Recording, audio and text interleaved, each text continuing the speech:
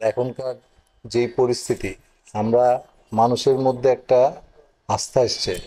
দেশ নেত্রী বেগম খালেদা জিয়া সবসময় গণতন্ত্র নিয়ে চিন্তা করছে।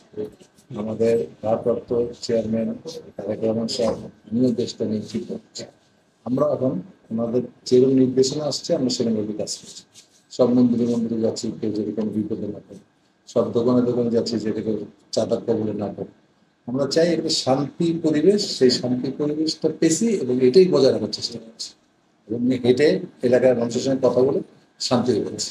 সবার আগে এলাকাবাসী আসলে কি পরিবর্তনটা চাচ্ছে আপনার কাছে?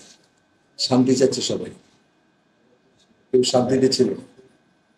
সবাই শান্তি চাচ্ছে, আমরা শান্তি দেওয়ার চেষ্টা করছি। ক্ষমতা তো আসলে আমরা এখন নাই, আমরা তো ক্ষমতা নেই। কিন্তু বিএনপি সবসময় জনগণের নিয়ে রাজনীতি করে, যার জন্য আমরা জনগণের খেদমত করার জন্য এখন ব্যস্ত। ক্ষমতা যখন আসবে তখন তো আরেক প্রক্রিয়া চলে যাবে। এখন তো ক্ষমতা নাই, এখন মানুষের শান্তি দেওয়ার জন্য যা যা করার কথা সেটি চেষ্টা করছে দেওয়ার জন্য। বিভিন্ন জায়গায় যে এই ভাঙচুর সহিংসতা আগুন লাগানো হচ্ছে, আপনি আসলে কাকে দায়ী করতে চান?